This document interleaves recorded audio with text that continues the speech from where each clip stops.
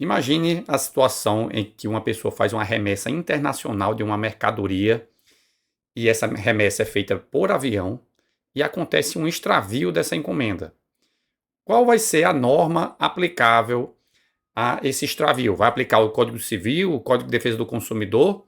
O STF disse que não se aplica nem o Código Civil, nem o Código de Defesa do Consumidor, esteja ou não relacionada esse extravio ao transporte de passageiros.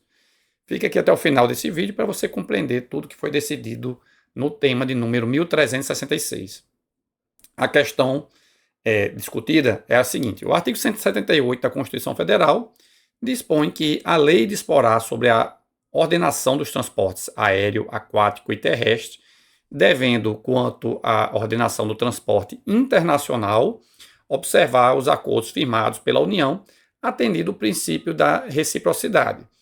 E as convenções de Varsóvia e de Montreal, que já foram internalizadas no nosso ordenamento jurídico, elas tratam sobre limites dessa responsabilidade. No caso do transporte de carga, especificamente, ela tem aqui esse limite de 17 direitos especiais de saque por quilograma de extravio, a menos que a pessoa que fez a expedição da mercadoria, no caso da carga, tenha declarado o valor. Portanto, se a transportadora ela sabe o valor daquela encomenda e a pessoa tiver feito um pagamento suplementar, como um seguro, para garantir esse prejuízo, aí não se está submetido a esse limite aqui de 17 direitos especiais de saque por quilograma. É o que dispõe a Convenção de Montreal e de Varsóvia. Então, a discussão era se isso aqui prevalece sobre o Código de Defesa do Consumidor. E o STF já tinha julgado já há um bom tempo o tema número 210, que tem a tese fixada nos seguintes termos.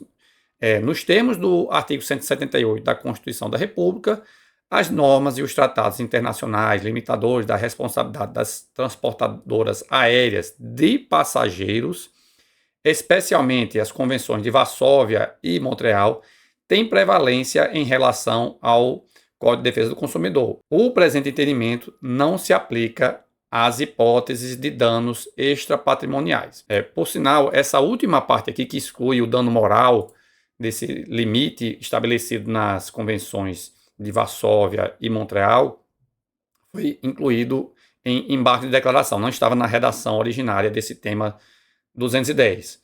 Então, o fato danos materiais, então, no transporte de passageiros, já estava estabelecido que eles estavam limitados na forma das convenções de Varsóvia e Montreal. Os danos extrapatrimoniais, ou seja, danos morais, esses aí não estão sujeitos a essa limitação, aplicando, portanto, o nosso direito.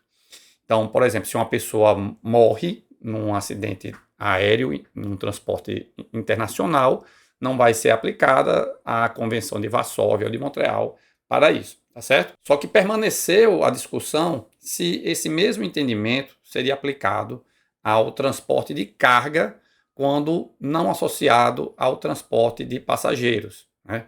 Porque aqui estava falando sempre no transporte de passageiros. Então, por exemplo, tinha situações como responsabilidade por atraso de voos, que inclusive nas convenções tem essa previsão expressa aqui sobre a situação do atraso no transporte de pessoas. Então, a partir do julgamento do tema 1366, também agora está estabelecido que o transporte de cargas também se sujeita aos limites. Por sinal, no caso concreto, se tratava de uma ação ajuizada por uma seguradora contra a transportadora. Então, o cliente da seguradora, no caso, perdeu a mercadoria no transporte internacional de carga.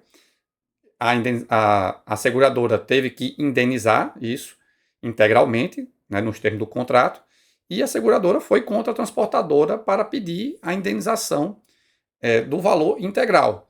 E, no caso, a transportadora disse que deveria limitar na forma da convenção. E o STF reafirmou a jurisprudência, no caso, justamente aplicando o limite, porque aparentemente não tinha sido comunicado o valor da mercadoria à transportadora, né? Então, a tese ficou assim redigida.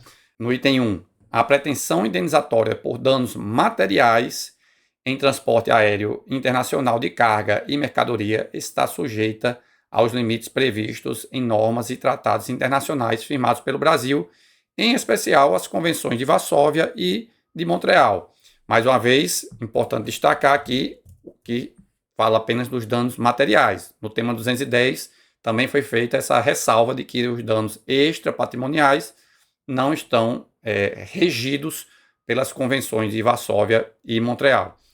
Tem ainda esse item 2, que diz que é infraconstitucional e fática a controvérsia sobre o afastamento da limitação à pretensão indenizatória quando a transportadora tem conhecimento do valor da carga ou age com dolo ou culpa grave. Aqui é uma outra situação, porque a convenção, ela, como eu já mencionei anteriormente, ela trata diferente, diz que o limite não se aplica quando a transportadora tem conhecimento sobre o valor do produto.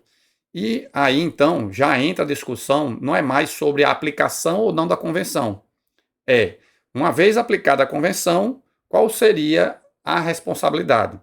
E aí, esse ponto aí que já entra na análise da convenção em si, do Tratado Internacional, aí já sai da questão constitucional, portanto, o STF não entrou nessa discussão. Então, o que o STF decidiu mesmo, e é o que está no item 1, é que deve ser aplicada a convenção. Uma vez aplicada a convenção, quem deve definir essa responsabilidade, no caso, são os tribunais e o STJ, por se tratar também de matéria infraconstitucional. Então, espero que tenha ficado claro para vocês e espero por vocês no próximo vídeo. Lembre-se sempre de clicar no botão de curtir e também de ativar as notificações no canal. Muito obrigado e até a próxima.